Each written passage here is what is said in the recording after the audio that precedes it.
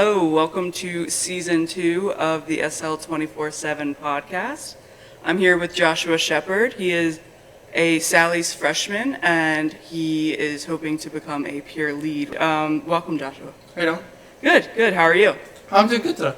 All right, so a little reminder, we're going to do 7 questions in around 24 minutes. The idea here is to get as many, as much information out of you as possible. Get to know a little bit more about our community. Are you ready? Yeah. All right, cool. So the first question is going to be, who are you? My name is Josh Sheppard. I'm 14 years old. I'm a freshman at Salesianum. I've lived in Bear, Delaware my entire life with my sister and my parents. Okay, got you. So what brought you to Sean's house? I first discovered Sean's house in 2023 at the SL24 basketball tournament where I volunteered with my mom. She just found it online and decided it would be something good to support and be a part of. As we know, unfortunately, too many people who've had mental struggles. And we kind of just went on from there, just doing more volunteering, the volleyball tournaments, and just all the different events that we have. Gotcha. So you've been around for pretty much 2 years now. Which is your favorite event? I really like the basketball tournament and the volleyball tournament, but I'd probably say the volleyball tournament just because it's warmer and it's outside. Yeah. It's really cool how it goes from like the morning all the way until like midnight. Gotcha. Yeah, no, I definitely agree. It's nice to get some sunshine and sand.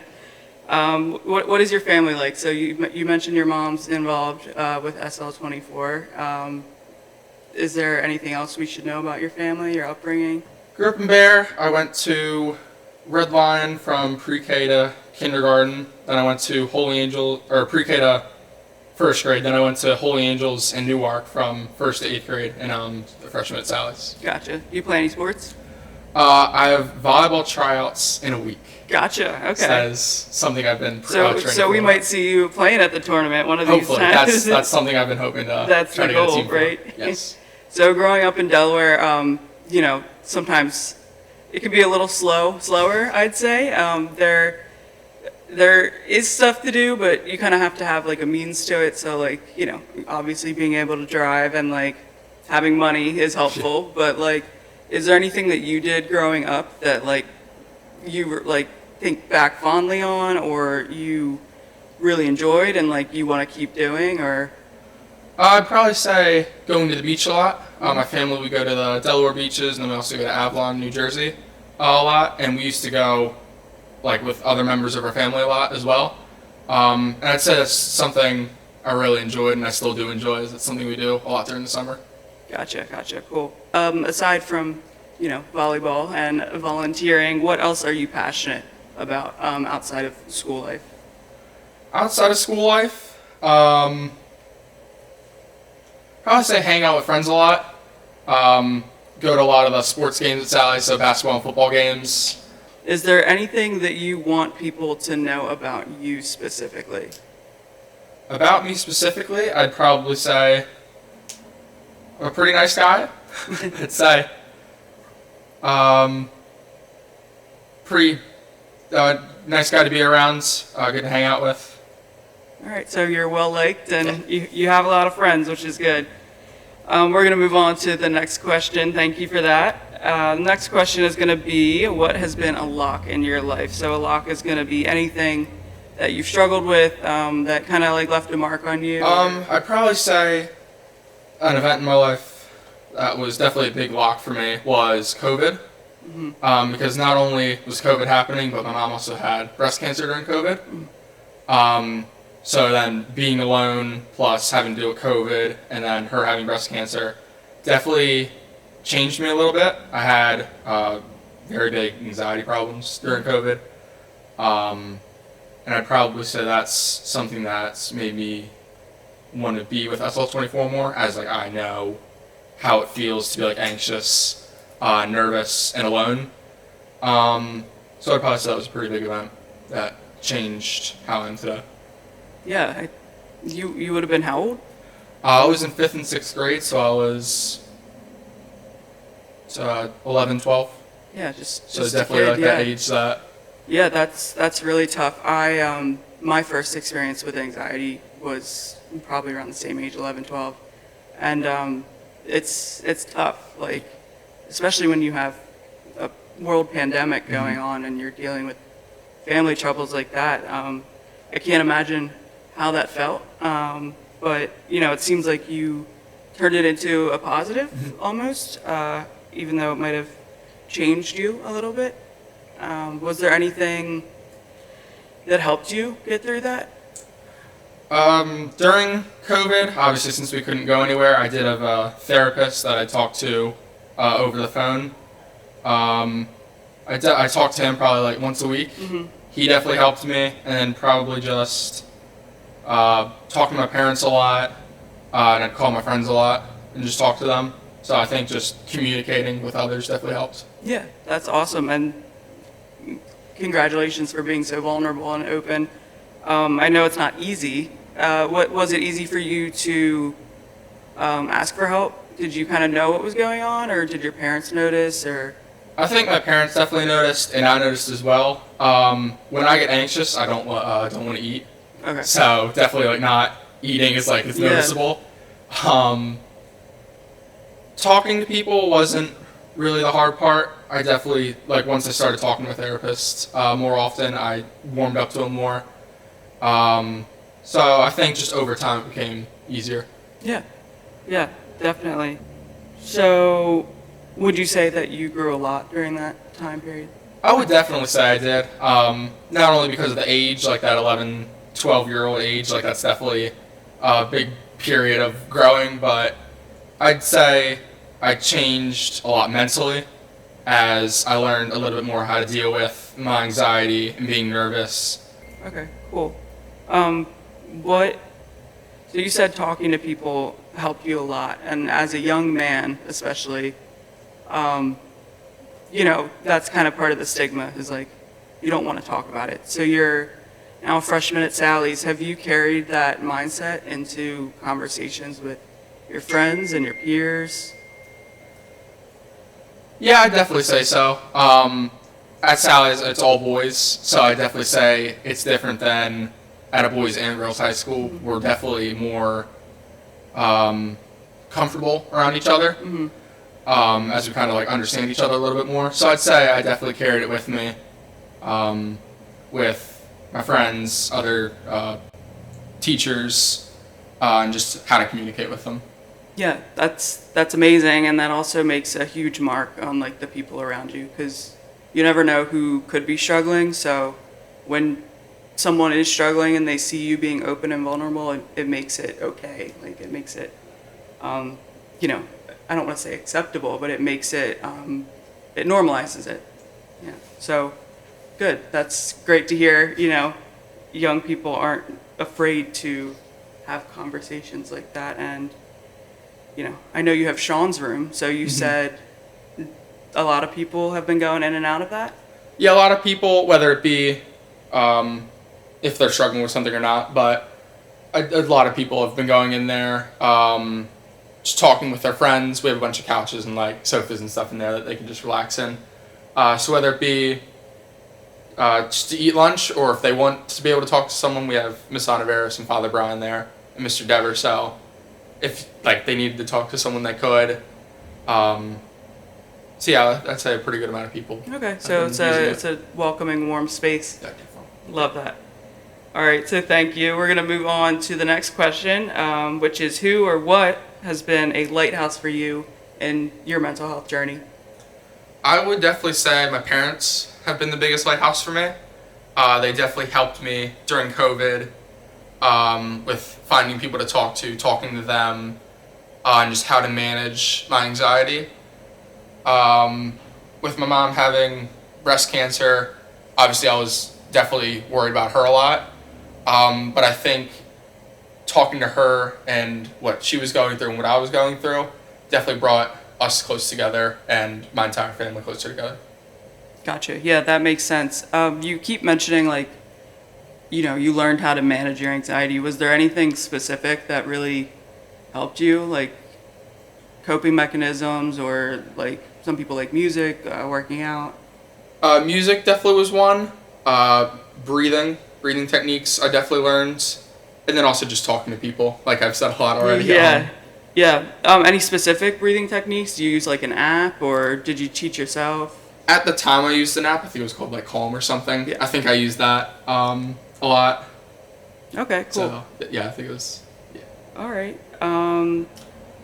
So you mentioned your family getting closer throughout that whole experience of COVID, and your mom having breast cancer.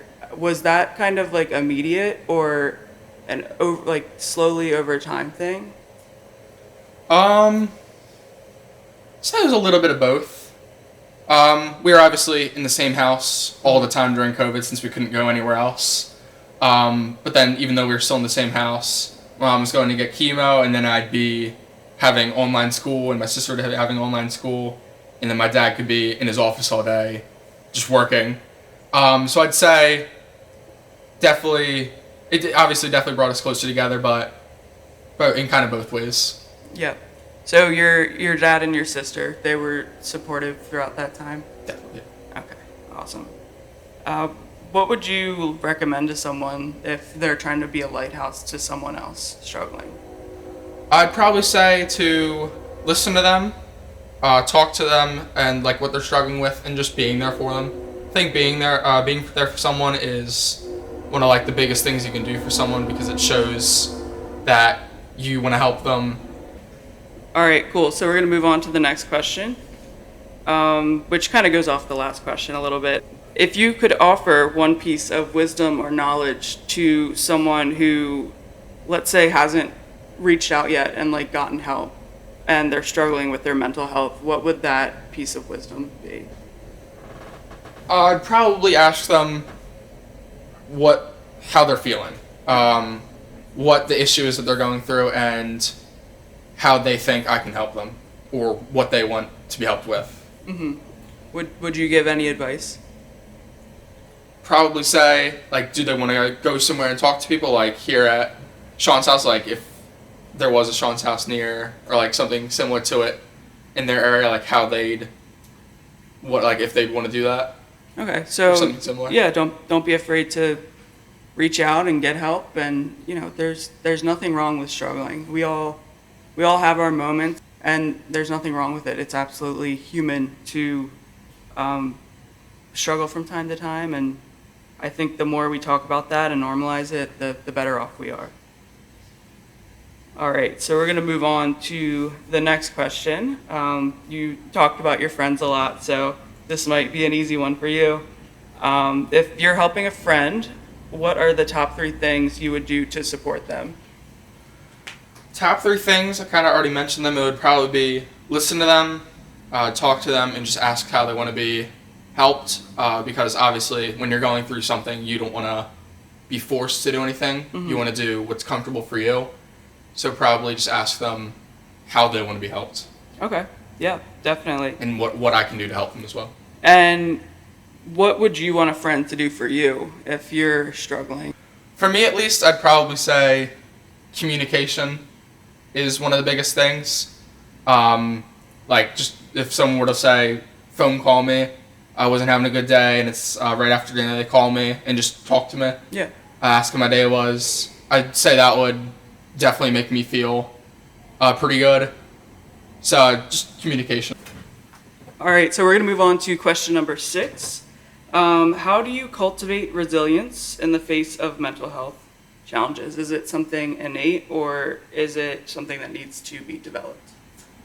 I would say for me, and when I deal with my anxiety, it definitely was something that formed over time. So the more you talk to people, the more you focus on breathing, the more you just try to push through the anxiety.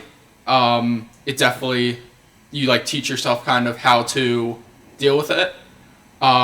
That's for me at least. It might be different for other people, struggling with different things. But for me, definitely it formed, especially throughout COVID, it definitely formed over time. Okay, so it was a practice. You Yeah. weren't just born with it. So you've talked about your anxiety, a little bit. If you don't mind, what does that look like for you? Because some people have like high functioning anxiety where they're able to, really appear okay on the outside and work, or whatever it might be, just keep going, and then they burn out. And then some people have, more paralyzing, you can't move, you can't get out of bed. I know I fall closer to that spectrum, but does yours look a particular way, or? From what I remember, I'd say I definitely was able to go out and do things. Like I said earlier, eating was a big issue for me. When I get nervous or anxious, I feel it in my stomach a lot. Mm-hmm. So definitely eating was something hard. Going out in public sometimes was a little bit harder for me. So I'd say that's probably how it looked. Yeah, so you would say, like, there's definitely a gut connection there. Yeah. Definitely, yeah. Yeah. And was there anything that you tried to avoid? You said going out in public was hard. Were you able to, like, still do the things that you like doing? I definitely was able to do some of the things I like doing. My anxiety definitely stopped me from doing some things probably in 5th and 6th grade once we did hybrid. I was nervous to talk to my teachers a lot. Mm-hmm. Not in the form of like asking questions, but just like talking to them like how students who are comfortable with their teachers might. Mm-hmm. So I'd probably say that's how it affected me. So kind of like a little like social Yeah. linked, yeah. Okay. Well, it sounds like you've come out on the other end of that, and that's really, really inspiring, especially given you were only in 5th and 6th grade at the time. We're gonna move on to the final question, which is from our last podcast guest, and that is gonna be, how do you find and keep hope in the face of mental health challenges? I'd probably say you get and keep hope when you have mental health challenges. For me, I get hope from others, talking to others, just being with others and having other people there for you. For me, definitely gives me a lot of hope whenever I'm nervous or anxious for something. As I've said a lot during this podcast, communication for me is definitely key, and just being able to have others there for you to help you and to talk to definitely gives a lot of hope. Awesome, yeah, and that's one of our main goals here, as you know, with Sean's house and our Sean's rooms, is we want to cultivate like a space that you feel comfortable talking in, and that sense of community that you can find. And I know you have it over there at Sally's, but you have it here too at Sean's house. You have it in Sean's rooms, and like we want to bring back that sense of community that we a lot of us lost touch with during COVID. I think there's been a little bit of like a disconnect since then, just with lockdown and like isolation, like you said. So, just being able to be in a space and like feel a sense of belonging is so important. So, communication and just being able to be open like you've shown today is an incredible strength. And thank you for sharing it. That is all we have for questions today. But thank you on behalf of all of Sean's house for coming in today and being open and vulnerable and talking about mental health.